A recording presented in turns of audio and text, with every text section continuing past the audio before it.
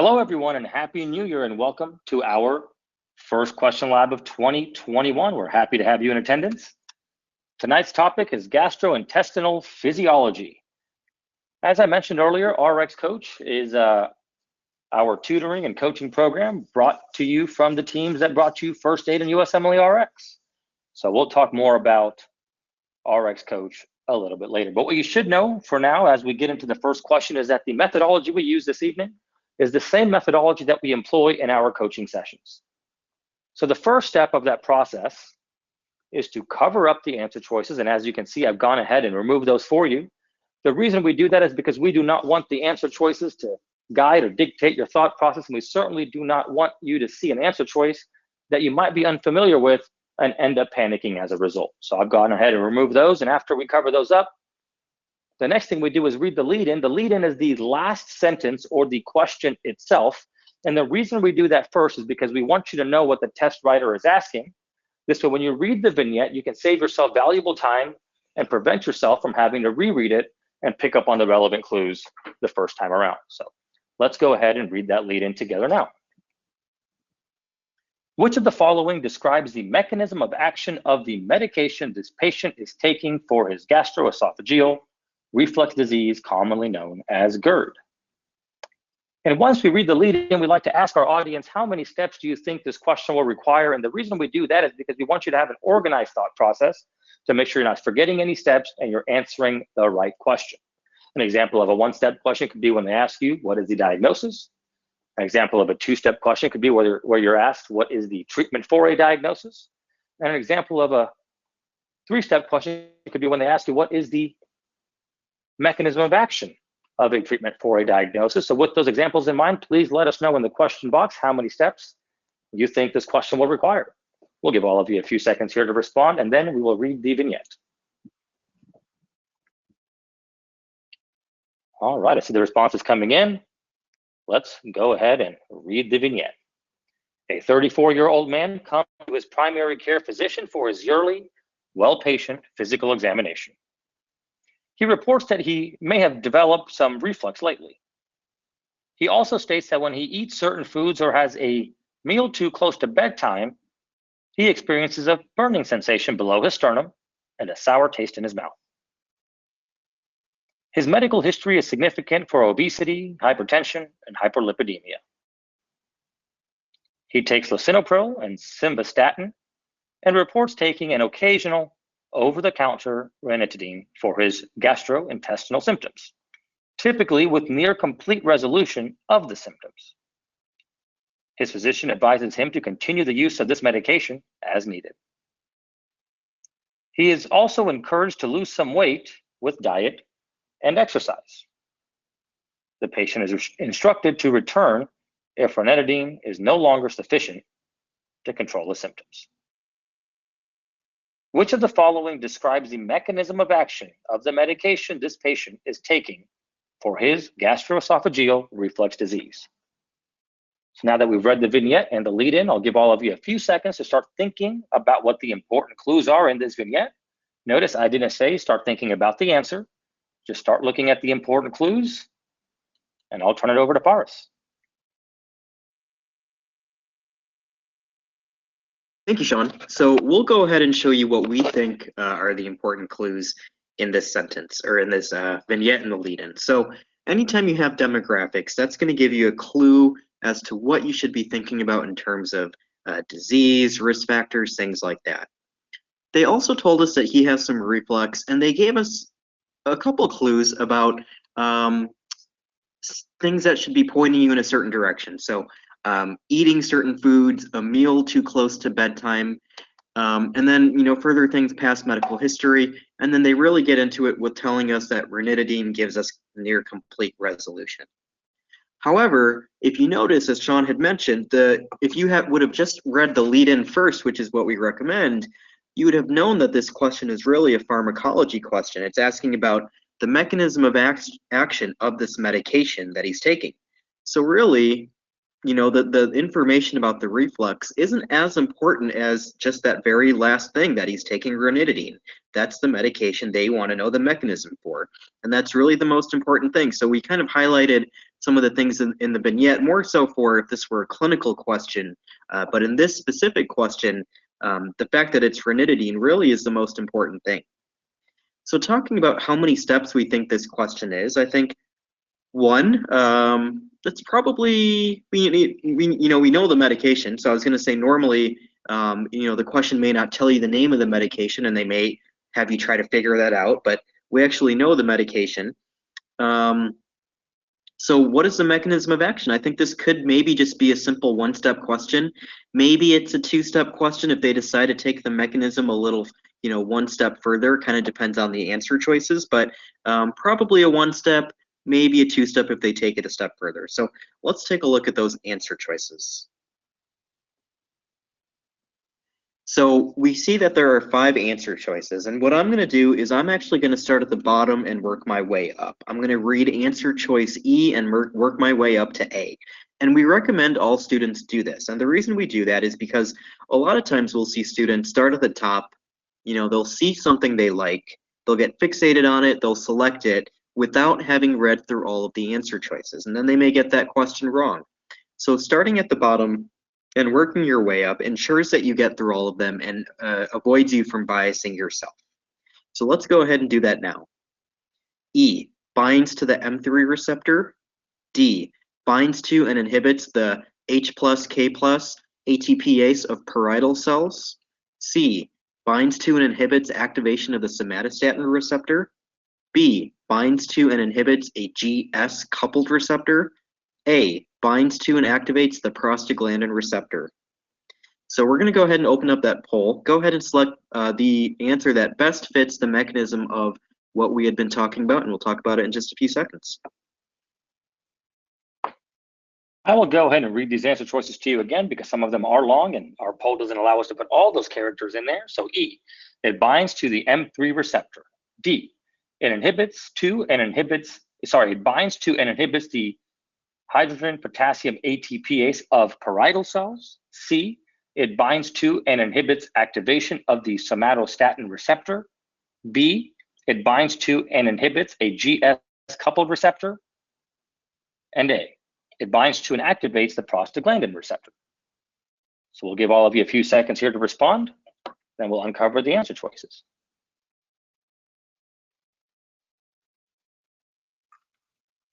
All right.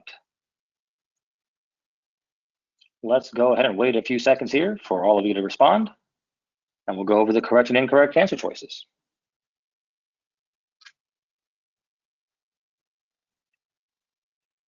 All right, and let's see what you selected. It looks like we have 2 favorites. 49% of you selected D. It binds to and inhibits the hydrogen potassium ATPase of parietal cells. And B, 40% of you selected was it binds to and inhibits a GS-coupled receptor. So let's go ahead and take a look and see what the correct answer is. And the correct answer is B, and 40% of you got it correct. So well done to those of you who did. To those of you who didn't, don't worry, it's a learning process. And by listening to Paris, hopefully you'll be able to get it right on test day. Paris. Thank you, Sean. So let's go ahead and talk about why this is the correct answer. So Sean has gone ahead and pulled up the table from first day that talks about what ranitidine is. It is a histamine 2 blocker, and there are a couple other ones, and they often end in that DINE. So cimetidine, famotidine. These are, oops, sorry, give me just one second. Lost my screen here. These are reversible H2 blockers, and they block the proton secretion by parietal cells. So on the next slide, what we have is the question that talks about ranitidine. So what is the mechanism of action of ranitidine? So we know it's an H2 receptor blocker, that we just said. So actually also on the next slide, there is information about the G proteins that are affected with histamine 2. So we see there that with histamine 2, it is the G protein class S that is affected. Okay, so H2S working at that would increase gastric acid secretion, and this is a histamine receptor antagonist, so it would decrease that. Okay, so that's why that answer choice is the correct answer here. So blockage of H2 receptors would mean that GS-coupled receptors are inhibited. So that would lead to decreased acid production. So we'll go ahead and go back to our question, and we'll talk about the other answer choices as well. So binds to the M3 receptor. So this would be a medication such as atropine or anticholinergics. That is not what ranitidine is. We just said that it is an H2 receptor antagonist. Answer choice D, inhibiting the proton potassium ATPase of parietal cells. This would be more relevant for proton pump inhibitors such as omeprazole, pantoprazole. These bind to and inhibit the proton potassium ATPase, but again, this is not a PPI or protein pump inhibitor. This is ranitidine, which is an H2 blocker. Answer choice C, somatostatin analog. So this would be something like octreotide that would bind to the somatostatin receptor. Again, ranitidine does not have effects on that, so that's incorrect. And then lastly, answer choice A. This is something that would, something that would activate the prostaglandin receptor would be some sort of prostaglandin. Kind of not really relevant here in this question, except in the fact that NSAIDs inhibit prostaglandin formation by inhibiting cyclooxygenase. So that's how you can get gastric irritation with NSAIDs. But in regards to ranitidine and its mechanism of action, the best answer here is that it's H2 receptor blocker that inhibits H2 receptors, which are GS-coupled receptors.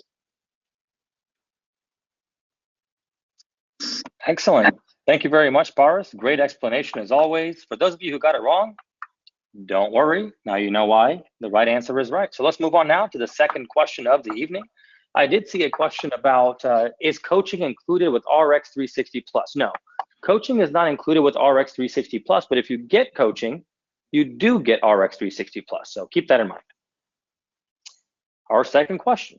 Once again, the answer choices are covered up, and we will begin with the lead-in.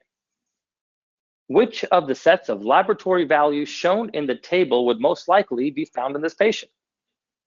Once again, we'll give all of you a few seconds here to start thinking about and letting us know how many steps you think this question will require. And then we'll read the vignette.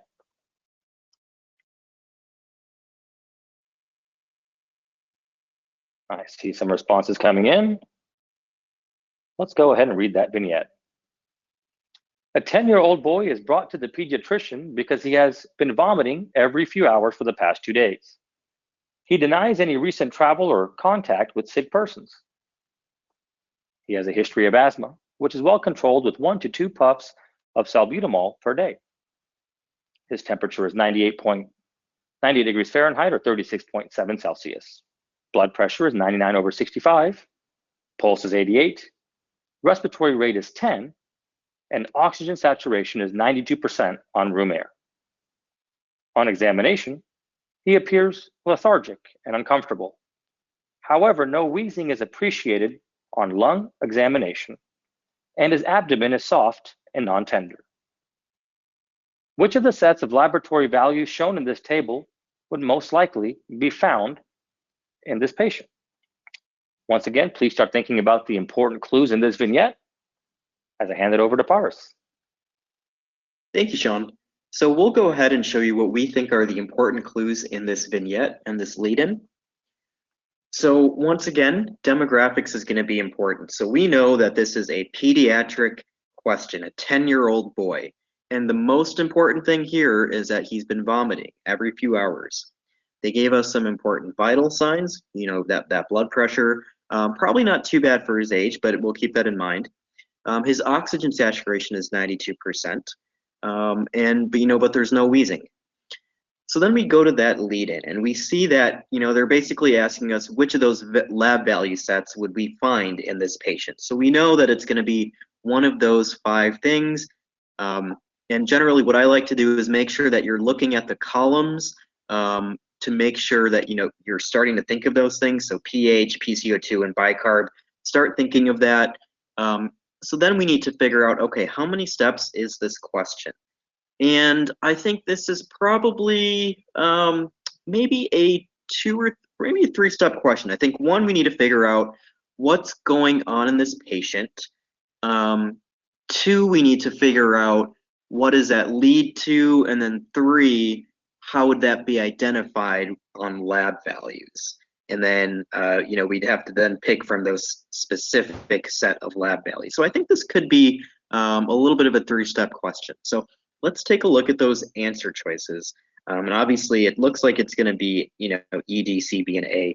So make sure that you're looking at those very closely to see which one has a low pH, a high pH, PCO2, and bicarb. Make sure you're not mixing those up. We'll go ahead and open up that poll, give you some time to look at that table, confirm your diagnosis, and then we'll talk about it in just a few seconds. Excellent. Thank you, Paras. Anytime you have tables like this, keep in mind that the first thing you should do is know the lab value that you know best, right? So find that one and see where it is and eliminate the other answer choices. Then move to the second one, then move to the third one. If you try to look at each line separately for each answer choice, you're going to spend a lot of time. And so you don't want to do that and waste valuable time and spend too much on one question. So pick the lab value that you're certain about, cross the other ones out, then go to the second one, so on and so forth. And that should help you save time on test day as you try to answer questions that have tables, whether it be this one or other ones in the future. So we'll give all of you a few seconds here to respond, and then we'll uncover the answer choices, or rather unveil the correct answer choice. I know it's a tricky question. There's a lot involved here, so we'll give you all a little bit more time.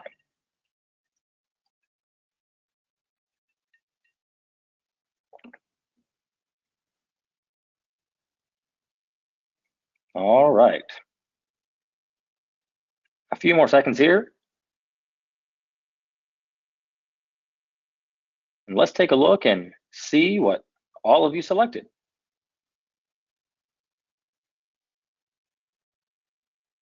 Looks like first place with 38% of you selecting was answer choice E, and in second place was D. Let's take a look and see what the correct answer is. And the correct answer is E, and 38% of you got it right. This was a challenging question. So if you are unsure about it, don't worry. Boris is going to explain it to you now.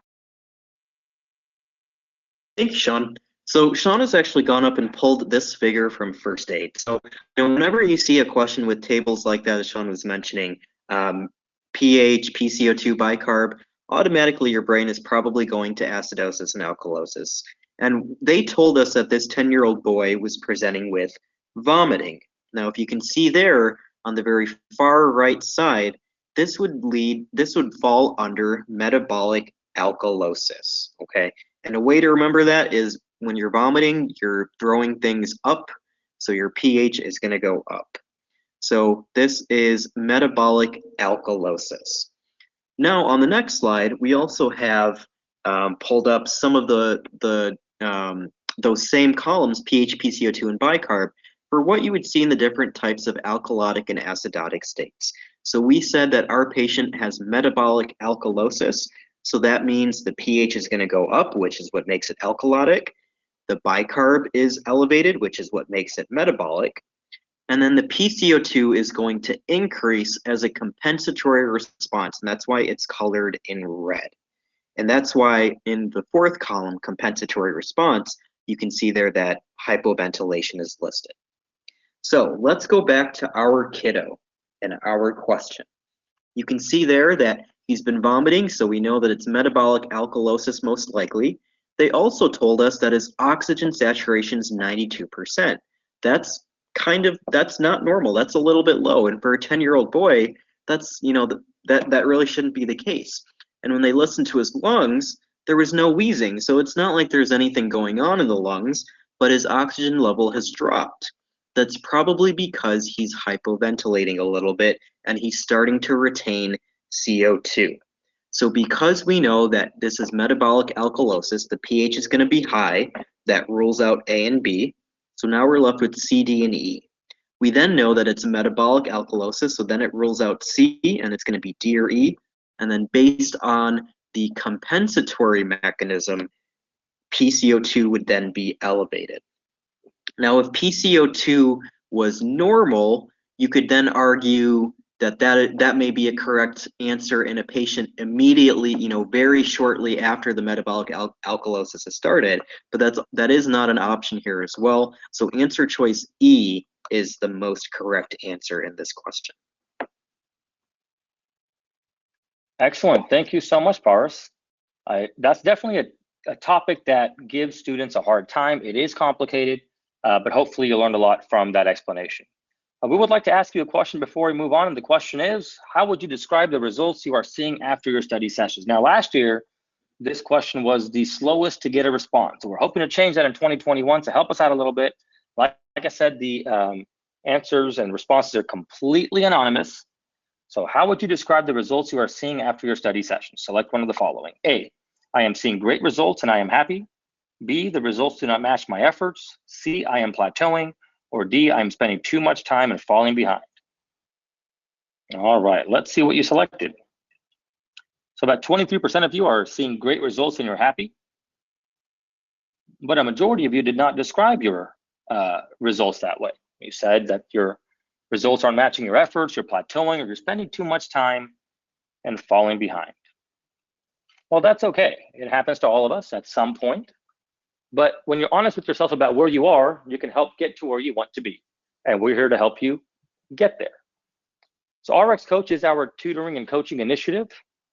We try to take the guesswork out of studying. So instead of you trying to figure out what works best for you, or trying to, try one thing and then try another and waste that valuable time, we will actually help you identify your strengths and weaknesses and recommend a study plan, and then help you implement that study plan. So once we identify your strengths and weaknesses, we also work on test taking skills to make and apply what you know, because keep in mind that a lot of programs out there and resources out there will help you with content, but they don't really help you with the application of that content.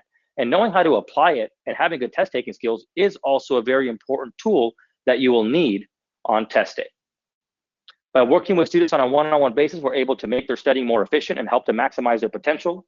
We have highly trained RX certified tutors and coaches, just like you met today, Boris and Alec, who's a panelist here. We do help with the personalized study plan, and all of our packages do include access to RX 360 Plus. So for those of you who want to take the guesswork out of studying and reach your maximum potential, please visit us online at rx-coach.com. We currently have a 4.9 out of 5 satisfaction rate, which is a great testament to the wonderful work all of our coaches are doing. So that website is rx-coach.com. You can click on the pricing tab to see our different packages. And if you're interested in talking about the program and how it can benefit you, please click on the free consultation tab so that you and I can have a discussion about the program and how it can benefit you. If you want general advice on how to study, please visit us online at firstaidteam.com. So with that, let's go ahead and move on to our third question of the evening. Once again, the answer choices are covered up, and we will begin with the lead-in. Ultrasonography of the right upper quadrant is performed. What is the ultrasound image likely to show? We'll give all of you a few seconds here to think and let us know how many steps you think this question will require.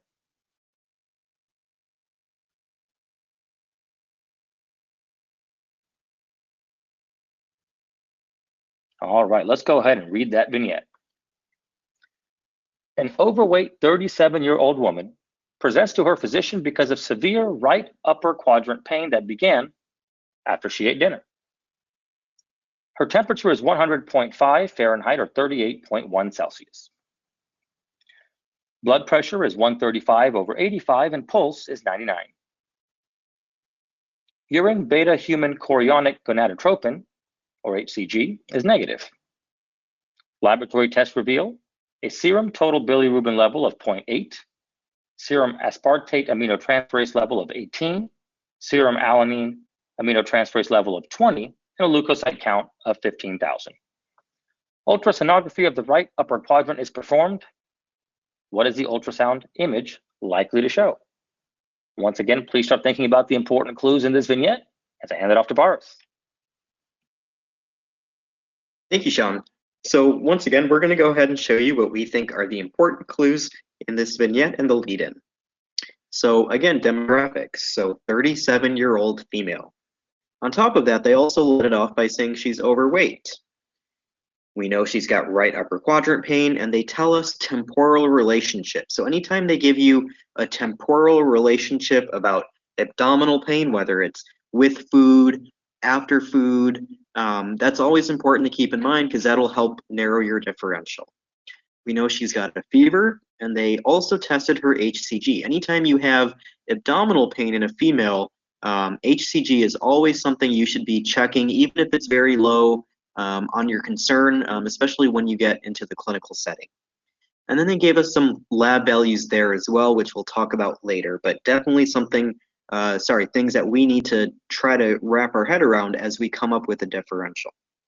So then they're asking us, what is this ultrasound image likely to show? So how many steps is this question? Well, I think you could argue that this is a two-step question. I think one, you need to figure out what's going on in this patient. And then two, based off of that, if you were to ultrasound that patient, what would you see? What are some ultrasound images seen in that condition? So probably a two-step question here. So let's take a look at those answer choices, see what we're working with. Answer choice E, wall thickening of the gallbladder. D, obstruction of the common bile duct by a gallstone.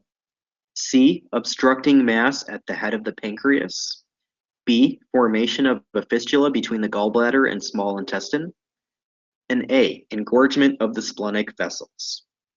So we'll go ahead and open up that poll. Go ahead and select the answer choice you think is the most correct answer, and we'll talk about it in just a few seconds.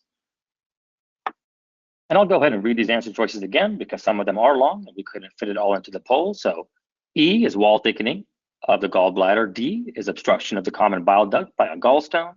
C is obstructing mass at the head of the pancreas. B is a formation of a fistula between the gallbladder and small intestine. And A, engorgement of the splenic vessels. So we'll give all of you a few seconds here to respond. And then as always, we will go over the correct and incorrect answer choices.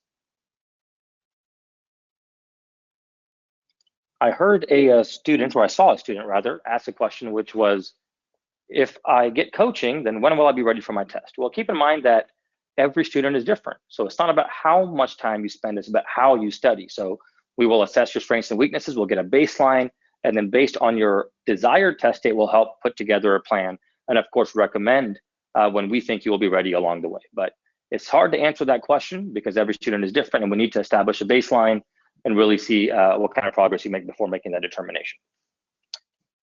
We take a data-driven approach, which is why we've had so much success with our program. So I encourage you to check it out. Well, let's see what you selected. 57% of you selected obstruction of the common bile duct by a gallstone. And in second place with 34% of you was E, wall thickening of the gallbladder. So let's take a look and see what the correct answer is. And the correct answer is E, wall thickening of the gallbladder. And 34% of you got it right. But that's okay if you got it wrong. Boris is going to explain it to you now. Thank you, Sean. Yeah, definitely a tough question here. So let's talk about what's going on. So Sean has pulled up here this table from first aid. And this kind of talks about cholelithiasis or stones in the gallbladder, okay? And we won't go into too much about the types of stones, but basically you can see there the risk factor for developing stones can be remembered by the 4 Fs, female, fat, fertile, and 40, or those around the age of 40, okay? Most common complication of having gallstones or cholelithiasis is cholecystitis or inflammation, acute inflammation of the gallbladder, which can be diagnosed with ultrasound, okay? So let's go to the next slide. And we can see here that they gave us some important demographic information. It was important that they said she was overweight because they were getting at the fact that you can see gallstones and cholecystitis more so in overweight or obese patients. This lady's also female, she's fertile, she's of fertile age, and she's also around the age of 40. Now we know based on right upper quadrant pain that we're probably thinking liver or gallbladder, okay? And they did tell us that this probably is not a pregnancy or ectopic pregnancy because that HCG is negative. So why is it answer choice E? Why is it wall thickening of the gallbladder? Well, What she has is severe right upper quadrant pain that began after eating dinner. Okay, so she's having most likely acute cholecystitis. She's having constant right upper quadrant pain. Okay, if her pain were to be more episodic, then you could think of biliary colic or just plain gallstones without inflammation of the gallbladder, so no cholecystitis. So once again, if you don't have inflammation of the gallbladder, which is called cholecystitis, then it would just be called gallstones or cholelithiasis.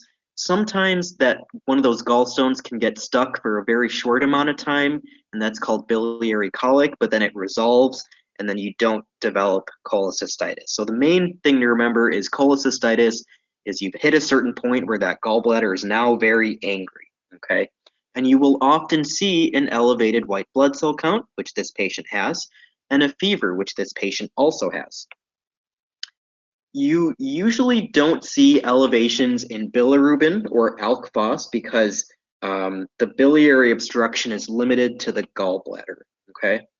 You often don't also have elevated liver enzymes as well because this is more of a gallstone pathology or gallbladder pathology.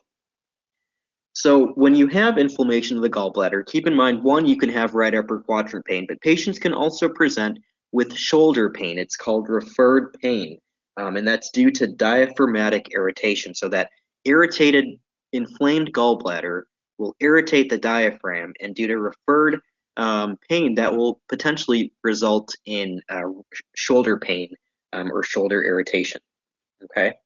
So as we mentioned, acute cholecystitis is when you have actual inflammation of the gallbladder, and that's because that cystic duct, that duct that drains the gallbladder, is acutely blocked, and it is now leading to backup and now leading to inflammation. What you could see on ultrasound of cholecystitis is a thickened gallbladder wall. That is one of the diagnostic criteria, actually, for diagnosing cholecystitis clinically. Okay. Another thing is you could have a positive Murphy sign, which is if you were to stick an ultrasound probe in the right upper quadrant of a patient, do they retract and do they have trouble inspiring? And that's called a Murphy sign, okay? So let's talk about why the other answer choices are incorrect, because I know some of you guys selected other ones here as well. So answer choice D, obstruction of the common bile duct by a gallstone.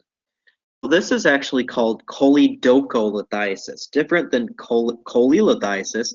Cholelithiasis is just a stone in the gallbladder, but when you have a gallstone in the common bile duct, that's called choledocholithiasis. So make sure you're keeping those straight. If the common bile duct were to be obstructed with choledocholithiasis, you would have elevated bilirubin levels because you're blocking that flow. You may also have elevations of your AST and ALT as well, okay? And you wouldn't really have gallbladder inflammation or cholecystitis like we do with this patient. So this is likely an incorrect answer choice. Answer choice C, although a mass at the head of the pancreas could be seen on ultrasound, it also doesn't fit the clinical picture like we talked about. An obstructive mass at the head of the pancreas would most likely lead to painless jaundice. Remember, whenever you have painless jaundice, that's not a good sign. This patient actually has pain, and she also doesn't have jaundice. So this is likely incorrect as well. Answer choice B, this is referring to a gallstone ileus. So when you have a fistula between the gallstone and small intestine. So large gallstones, having large gallstones can predispose you to a fistula formation, and then the gallstones actually travel from the gallbladder into the bowel, and that can lead to small bowel obstruction called gallstone ileus, okay?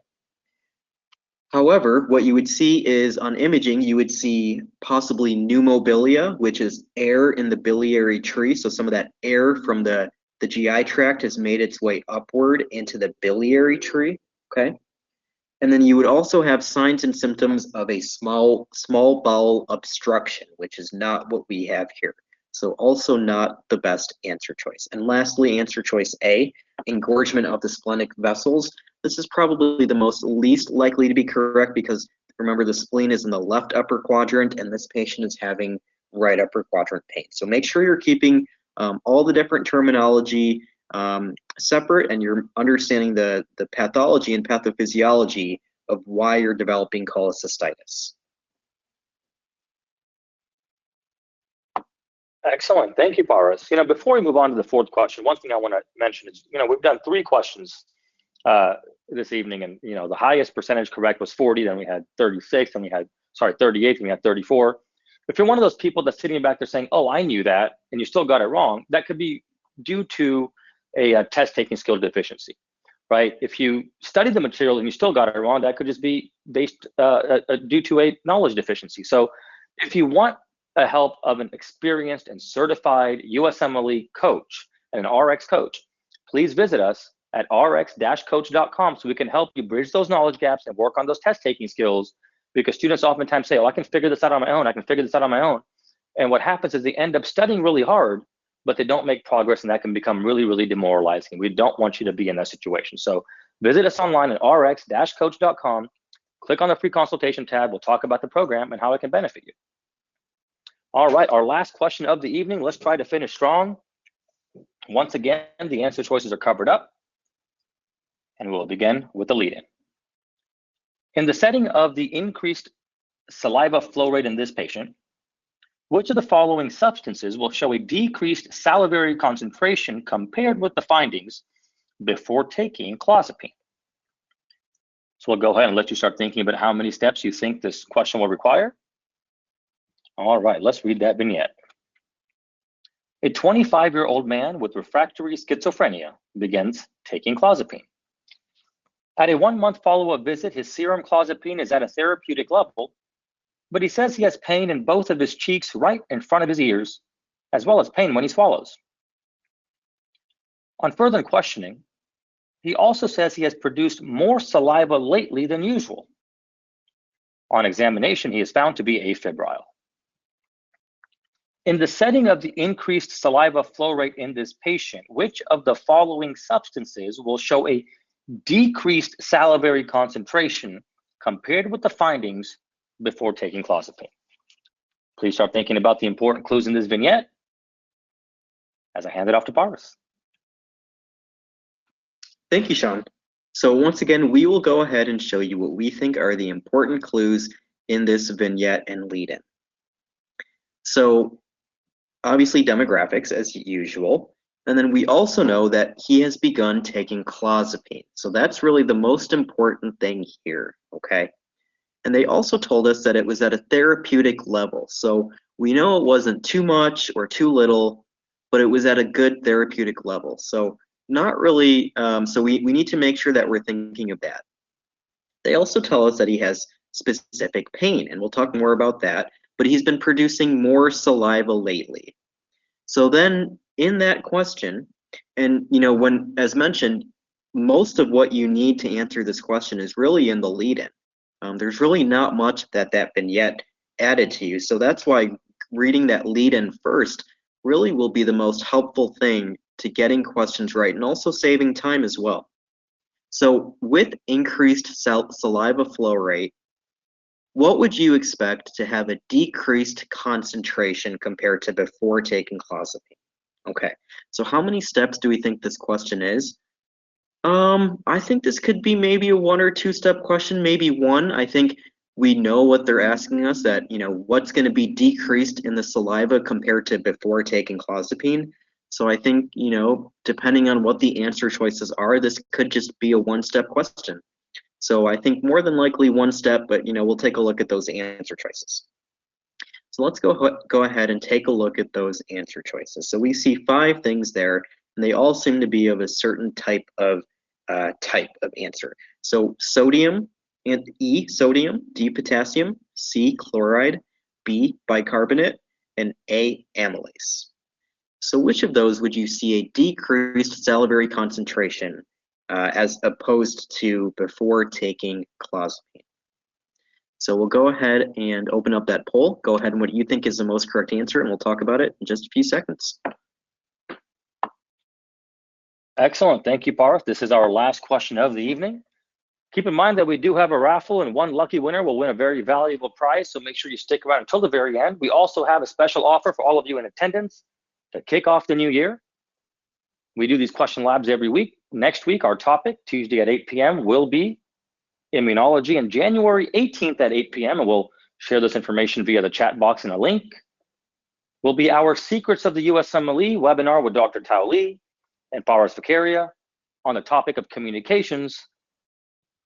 And we'll be doing question dissections on communications, and Dr. Li will be sharing with you some very valuable tips about the USMLE and what you can do to set yourself up for success, whether you use our products or not. So we highly encourage you to attend. And we'll send that link out in the chat box here in just a moment.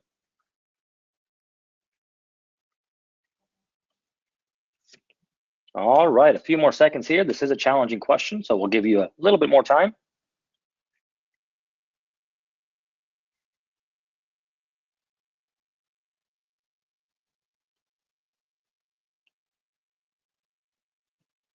All right, and it looks like you have responded. Let's take a look and see what you select. It's a pretty even split here, but in first place is amylase, with 32% of you selecting amylase, and we have a tie for second place, bicarb and chloride. So let's see what the correct answer is.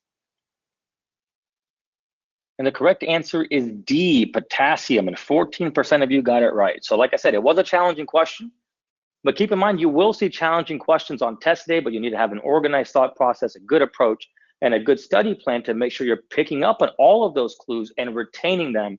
And like I said, RX Coach is here to help you along the way. So with that, let me hand it off to Paras. Thank you, Sean. Yep, definitely a tough question here. So let's talk about what's going on. So we know that this patient started taking clozapine, okay? And actually, one of the side effects that's common with clozapine is hypersalivation, okay?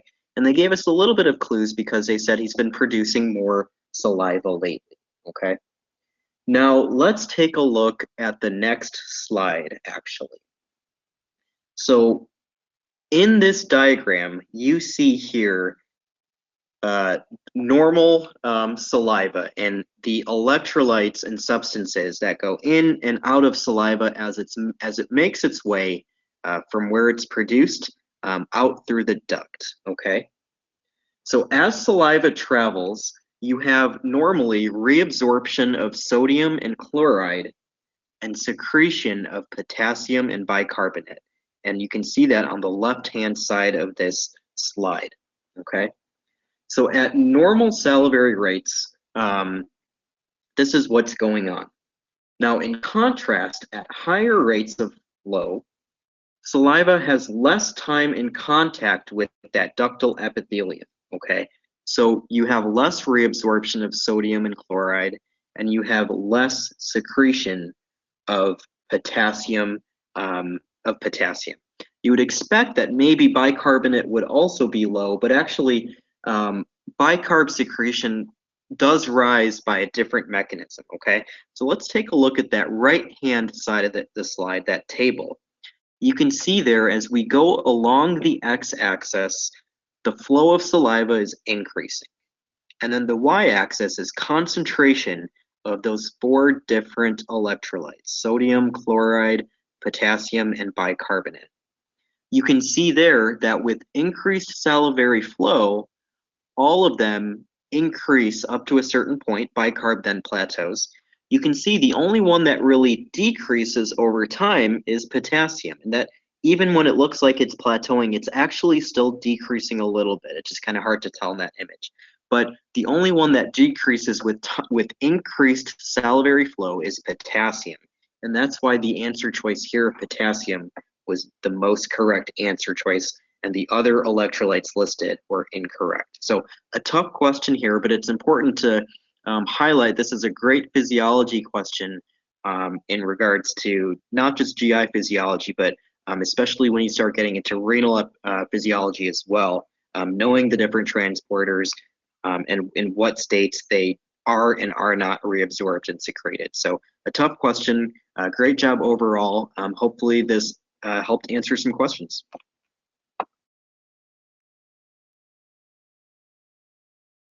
Well, thank you very much, Boris. I do want to share something with you. I know we had some challenging questions today, and if you feel like you want to build that foundation, you feel like you want to strengthen your knowledge base and review the material in a way that's going to help you retain it so you can practice it and stop having to flip through all these resources, I highly recommend you check out RX Bricks. And I pulled one up here on the GI system and the secretory system and the products of the GI system. So the first thing you'll see in this learning module are the learning objectives of what we think you'll be able to learn once you complete this module. You have a case connection, so you can tie it to a real life example or a clinical example. Then we talk about the material itself. So what is the gastrointestinal secretory system and its products? Volume and composition, and we keep going down and talking about the various secretions. And you keep learning, and as you see, you will come up, you'll come across these images, which you can quiz yourself on, and you can hit that quiz button and then quiz your knowledge by selecting the labels which have then been removed. So as you continue going through this, you will also come across these flashcards, more visuals you can take quizzes with, nice tables to help you keep things organized, as well as mnemonics to help you remember and retain the material.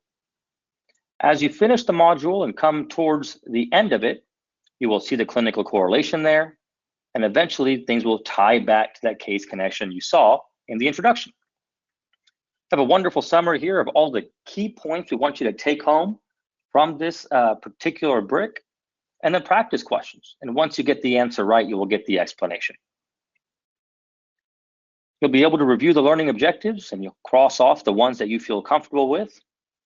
And then you'll come here to go deeper, where you can click and go directly into First Aid, our digital version of First Aid. You can study with flashbacks, you can watch express videos, or you can practice this exact topic in QMax. So it's a good way to learn the material and practice it to make sure you have a good grasp on it before moving on to a different subject.